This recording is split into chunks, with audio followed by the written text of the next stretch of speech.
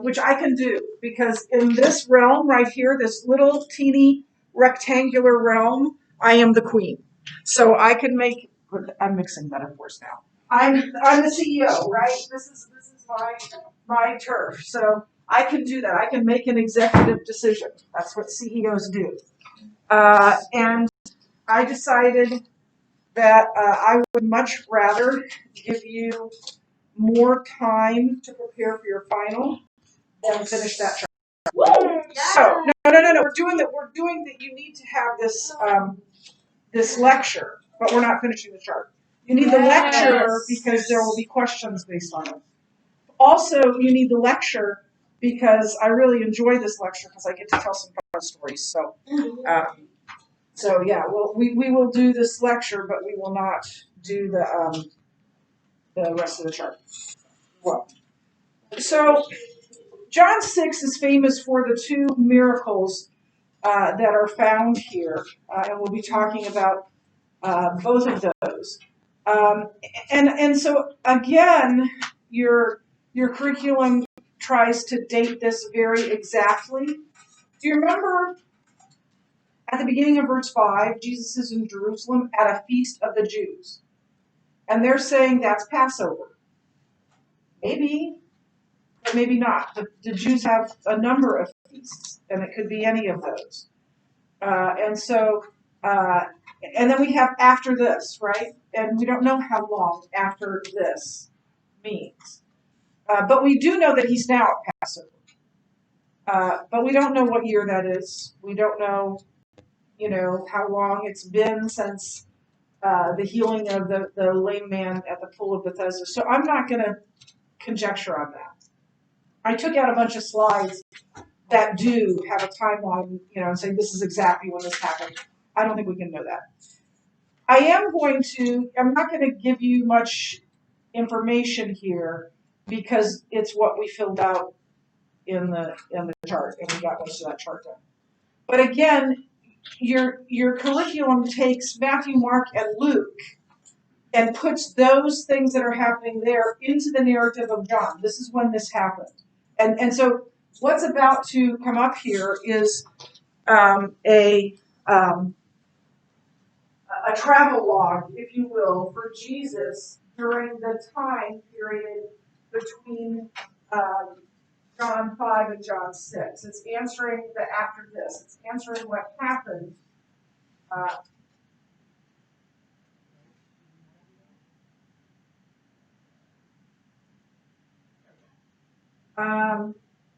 And as I've just told you, I'm not sure we can answer that.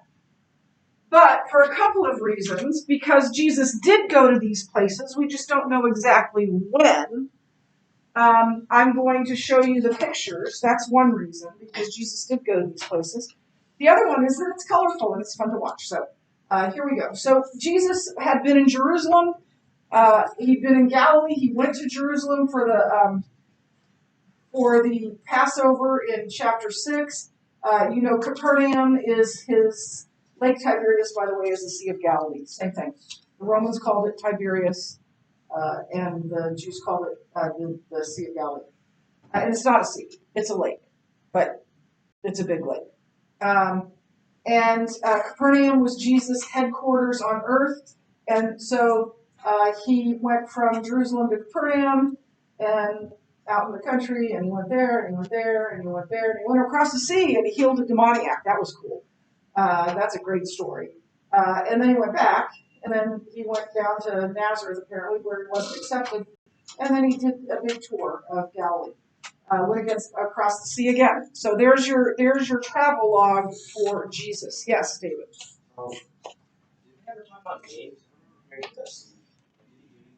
Yeah, he did. I think we did that one yesterday. And I can't remember off the top of my head, but it's in your chart. And this is a picture that's in your book. This is the Sea of Galilee. So you see this sort of big grassy area, and you see across on the other side of the sea are some hills, some mountains, right? Now, I don't know if this is where this feeding of the 5,000 took place, but it took place somewhere that looked similar to this, someplace where there was enough grass to hold probably more than 10,000 people, 5,000 men plus whoever they brought with them. I don't know if it's here. We know it was overlooking the Sea of Galilee, but it would have been some place that looks a lot like this. So we're going to talk about first the feeding of the 5,000 in chapter 6, and we'll read it bit by bit. We won't read the whole thing and then go back through it like we do sometimes.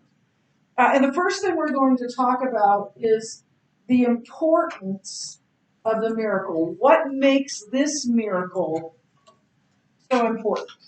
I'm not going to have you raise your hands because I don't want to embarrass anyone. But my guess is, if I asked you, have you heard before about the feeding of the 5,000? Most of you would raise your hands. Maybe all of you would raise your hands.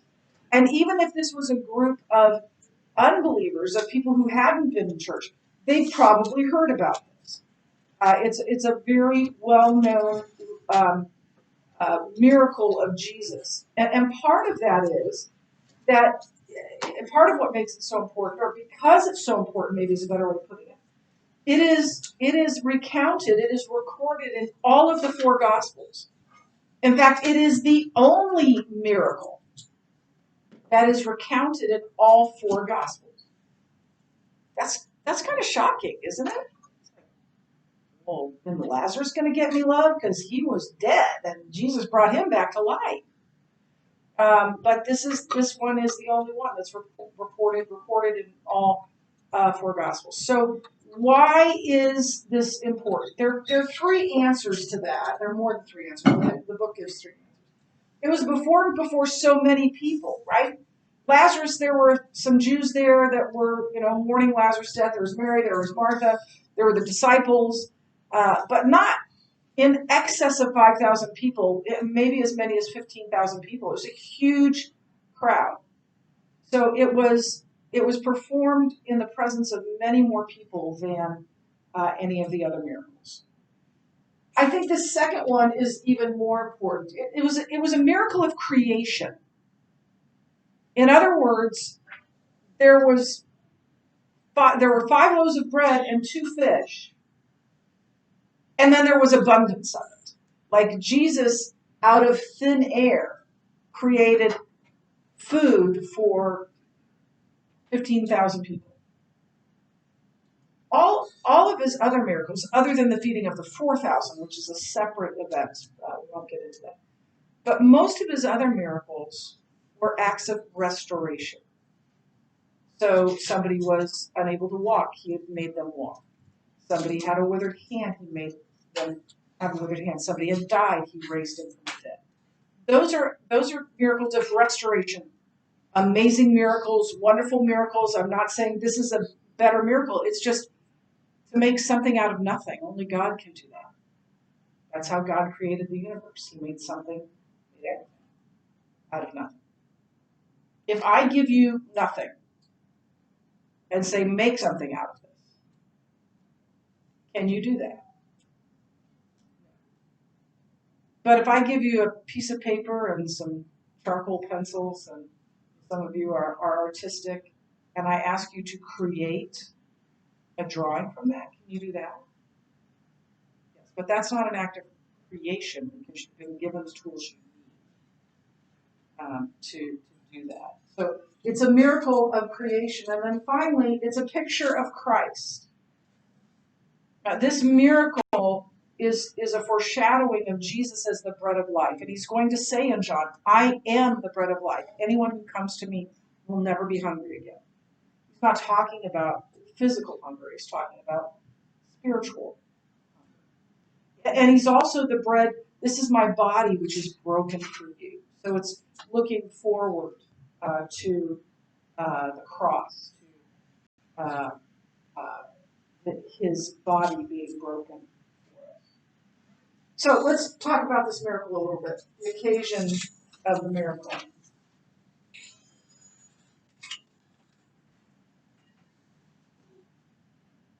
It was during a time of rest. I thought I had the.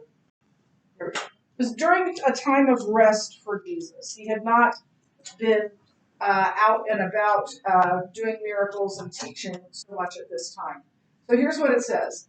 After this, an undetermined amount of time, Jesus went away to the other side of the Sea of Galilee, which is the Sea of Tiberias. And a large crowd was following him because they saw the signs, the miracles that he was doing on the sick. Jesus went up on a mountain, and there he sat down with his disciples. Now, the Passover, the feast of the Jews, was at hand. It doesn't mean it started. It means it's coming up. So Christmas is at hand. Is it now Christmas? No, but are we getting close to Christmas? Is this the Christmas season? Yes. Yes. We're all very excited about that.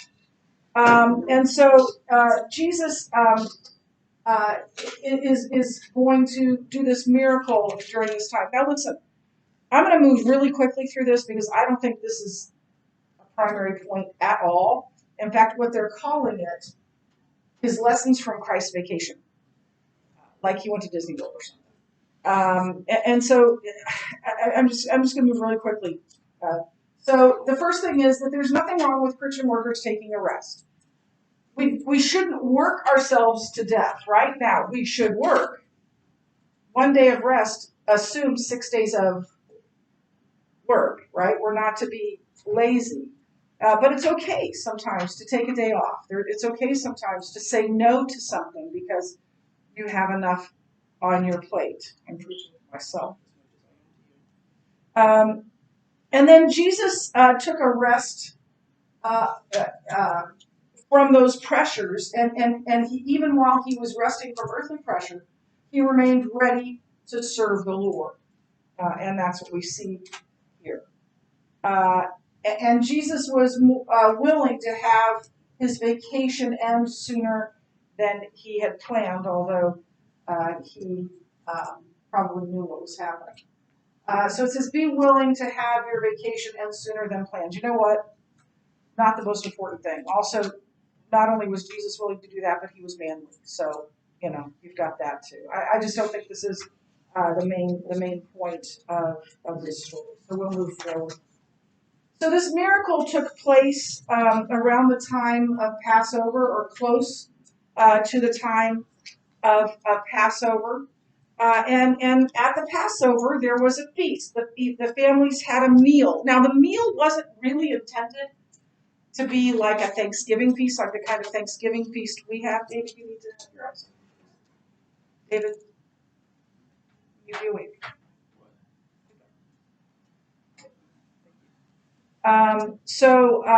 It was more of a symbolic meal. And as part of that meal, they ate the lamb. Remember, at Passover, they put the blood of the lamb over the top and the sides of the doorway, and they were saved by the blood of the lamb. And this whole Passover feast is symbolic of the Jews' freedom from slavery in Egypt. And so Jesus is the Passover lamb that saves us, just as those Passover lambs of the original Passover saved the Jews. Jesus is the Passover lamb who saves us. And so here is Jesus nearing the time of Passover, feeding these people in a feast of sorts. And so it's a foreshadowing of that. John centers his gospel on the Passover. The Passovers of Jesus' life, adult ministry, are the focal point of John. And that reminds us that Jesus is the Lamb of God who takes away the sin of the world. And that's part of what we're being reminded of in this story. Near the time of Passover. So then it talks about the failure of Philip and Andrew. I think that's a little harsh. I'm not sure it was a failure. I think they just didn't understand everything. And neither do I, and neither do you. So let's be a little bit more generous to lifting up his eyes, Jesus, lifting up his eyes then, and seeing that a large crowd was coming toward him. Jesus said to Philip, where are we to buy bread so that these people may eat? He said this to test him, to test Philip, for he himself knew what he would do. Philip answered him, 200 denarii worth of bread would not be enough for each of them to get a little. One of his disciples, Andrew, Simon Peter's brother, said to him, There's a boy here who has 5 barley loaves and 2 fish, but what are they for so many? So Jesus is testing Philip. He is giving Philip an opportunity to grow in his faith. And Philip looks at it and says, this is impossible. There's no way that we can feed all these people. It's just not possible. But Christ asks him, how are we going to get food? And you know, Andrew's saying, we don't have the money, or not Andrew, Philip is saying, we don't have the money to do that. And so Jesus is giving him the opportunity to say, I can do more than you think I can. And he's giving Andrew, or Philip, excuse me, the opportunity to grow in his faith. And that is true for us too.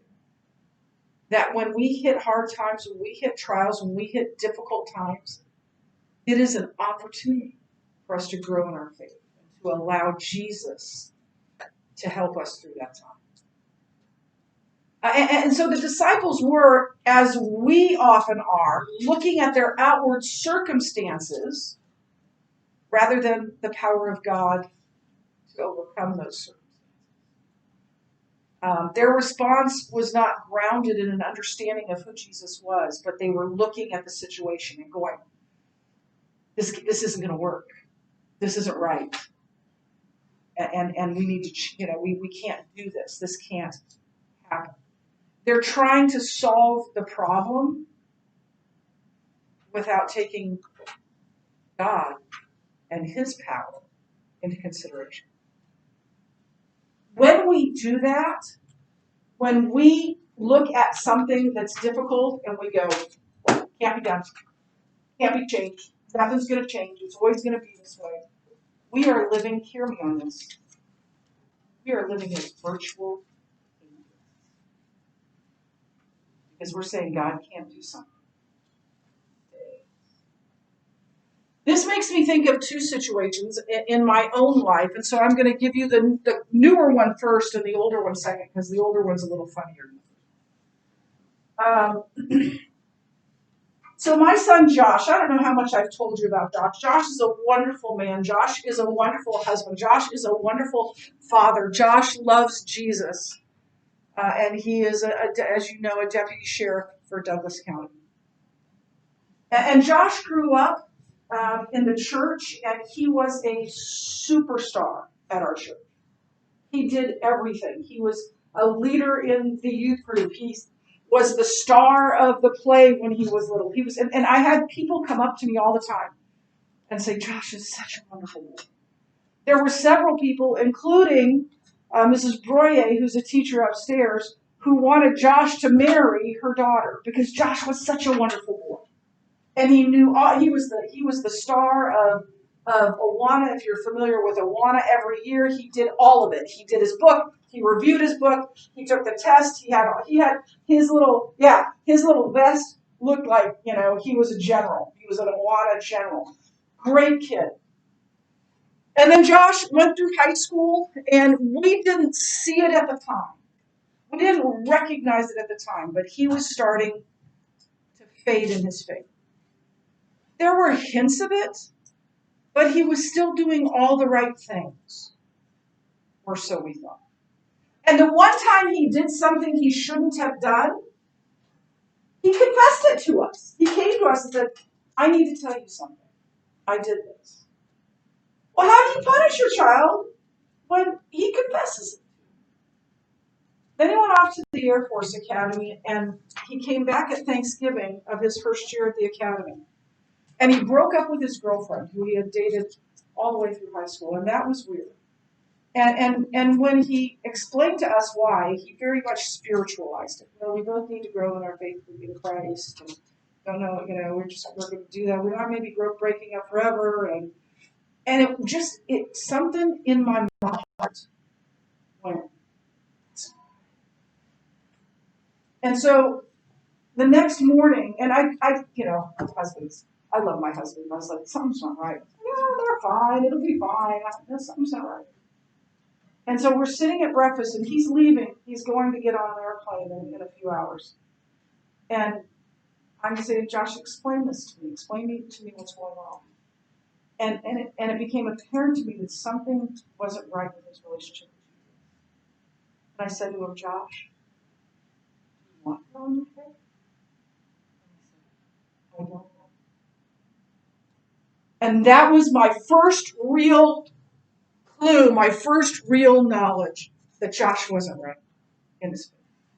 And from there, for the next 4 or 5 years, he made a series of what could have been life-altering decisions, not living for Jesus and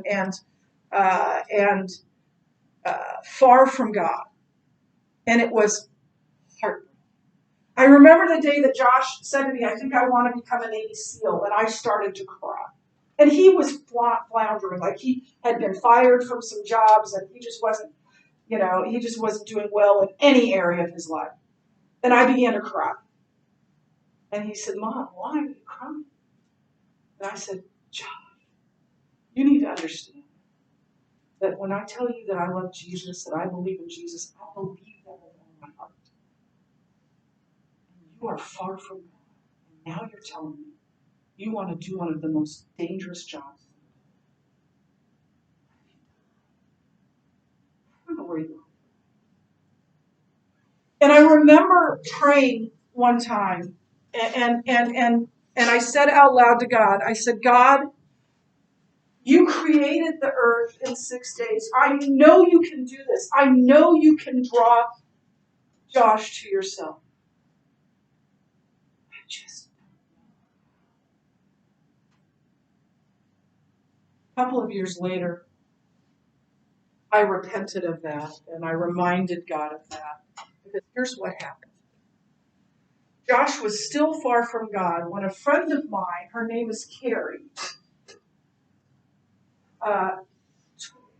told me, well, she didn't tell me, but Carrie, unbeknownst to me, would wake up God would wake her up in the middle of the night, and she would pray. By the way, Carrie is my daughter-in-law's aunt, and Carrie sent Josh and Chris. So Carrie's had a huge part in Josh's life. So Carrie would wake up in the middle of the night praying for Josh. And in one of those prayer sessions, God said, Josh is supposed to go to Zambia. And our church, as you know, I've been to Zambia, and our church takes these trips to Zambia to work with orphans. And so Carrie, unbeknownst to me, calls our pastor in charge of that and says, Josh is supposed to go to Zambia, and you need to ask him. John, the pastor, calls me and says, I'm thinking about asking Josh to go to Zambia. What do you think about that? And he says my answer was this. And basically what I said is he's a grown adult. He can make his own decision. He's far from God. And he can make his own decisions. And I'd be shocked if he says yes. And so he asked. And Josh said yes. So Josh goes to Zambia to tell orphans about Jesus, this God he doesn't love and he isn't following. And he gets in trouble in the airport before they even get there. And I mean, it's bad. It's bad. They're on their first day of ministry in the bush in Africa. And there's a little boy there. His name is Gift. And Gift, because of his background, was a very violent little boy, like 3 years old, 4 years old. And he kept hitting people, hitting other children. And so Josh walks up to him and puts his knuckles out, right, to give him, and Gift just rears back and just hits Josh as hard as he can. And then, he starts just pummeling Josh, like pummeling him. And Josh is, 6 feet tall and big and burly. And people kept saying, why are you letting him do that? He said, he's not going to hurt me. If he's hitting me, he's not hitting the other kids. And so this keeps happening. And then they take a break, and Josh sits down under a tree. And he thinks, well, what should I do? And he said, I know what I'll do. I'll read my Bible. And he began to read his Bible, Genesis 1:1, aloud. And when he looked up, there were children all around him listening, even though they didn't know English. And one of them was Gift. And Gift was laughing at him and saying something to him in Bemba that he didn't understand. And that Josh didn't understand. And this guy walks by and laughs. And Josh says, what's he saying? He says, he's saying you're an idiot because you don't speak his language. But something happened in that moment. Because Josh started to walk back to do what they were doing. And all of a sudden, he felt someone take his hand. It was Gift. And for the rest of the trip, Josh and Gift were inseparable. Every picture of Josh is Gift on his shoulders, Gift holding his hand, Josh throwing Gift up in the air. And Gift hung on. And the next year when Josh went back, Gift came running to Josh. And the next year when Josh couldn't go,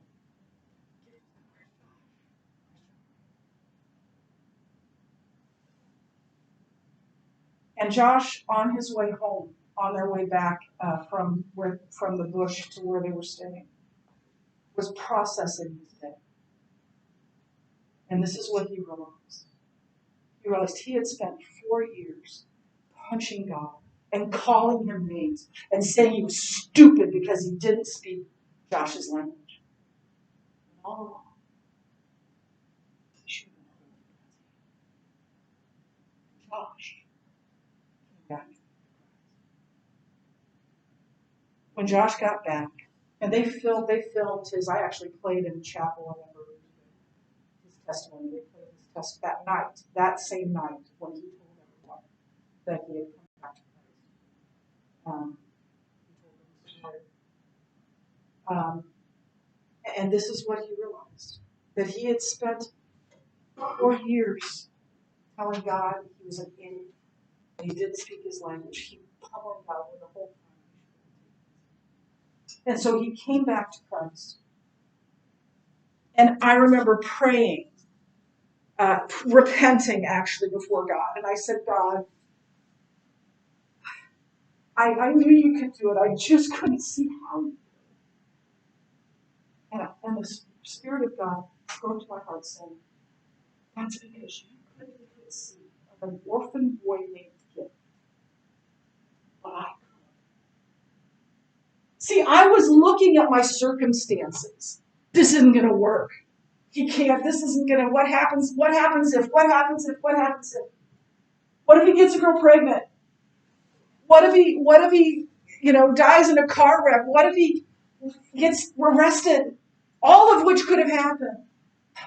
I was looking at my circumstances. I wasn't looking at the one who is sovereign over those circumstances.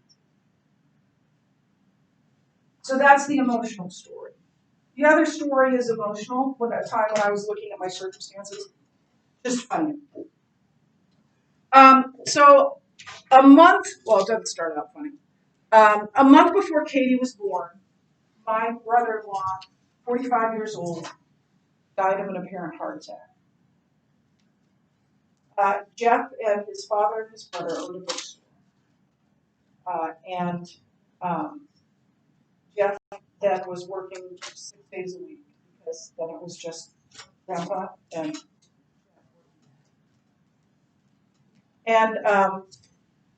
so I was very, very pregnant with Katie, and I knew I was going to have a C-section. I didn't know I was going to have a C-section, actually. But I had to have a C-section with Josh, and right toward the end of my pregnancy, the doctor tested me and said, I think we need to do a planned C-section.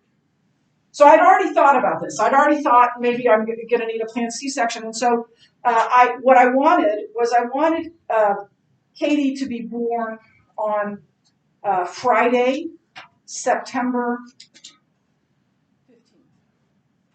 Because Jeff could have gotten that Friday off and that Saturday off. And they were closed on Sunday, and I'd have 3 days with Jeff there, which was as good as I could get, considering his work stuff. And so the doctor said, well, I've got a surgery that morning, but let me go see if I can change that around. And so he leaves the room and he comes back and he says, you know what, I was able to change the surgery, but I wasn't able to get a delivery room. I wasn't able to get an operating room. So you're going to be scheduled for Monday, the 18th. And I was distraught because Jeff would get Monday off. That was it. And I'm driving home and I'm angry at God. And I'm saying, you made the world in 6 days. You could have done this. You could have found me an operating room to have this baby. And I felt the Spirit of God say, Amy, just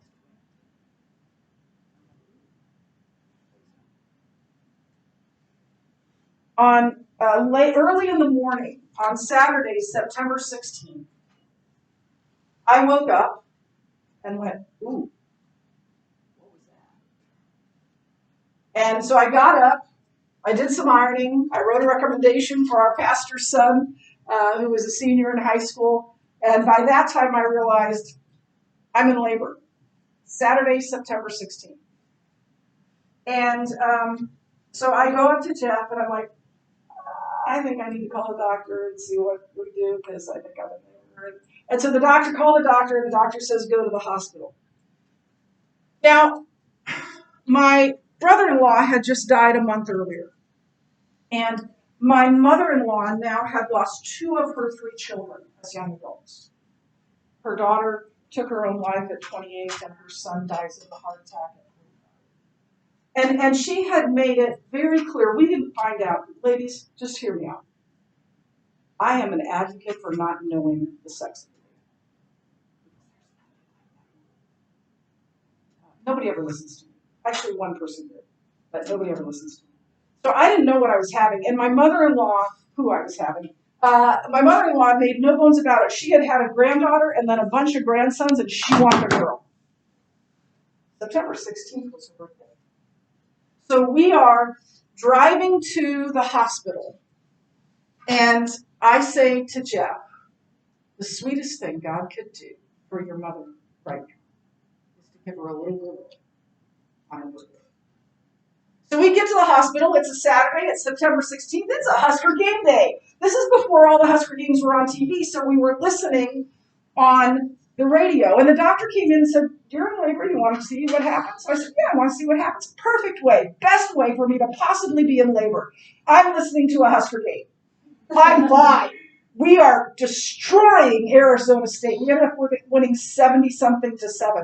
And I'm even breathing through contractions. Clester Johnson, whose kids play at Bellevue West, he was a wingback, and he catches a pass, and he's going for a touchdown, and I'm going, go Clester, go Clester, go. It was perfect. It was after Josh's delivery, which I never tell the full story to a woman who hasn't had a baby yet, because I'm afraid she never will. But let's just put it this way. With Josh, if not for modern medicine, we both would have died.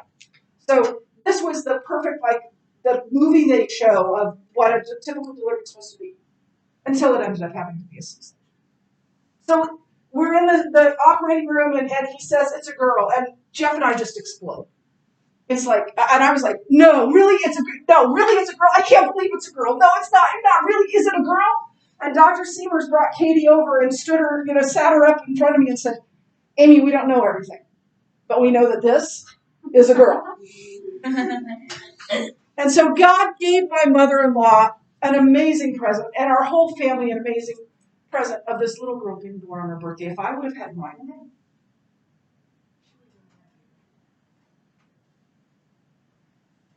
I was looking at my circumstances. I wasn't looking to the God who is sovereign over my circumstances. Look, I'm not going to throw Andrew under the bus. I'm not going to throw Philip under the bus. But I am going to say that when our circumstances are difficult, instead of looking at the circumstances, we need to look to the God who is sovereign over the circumstances. Amen? That's it for today. We'll pick up here.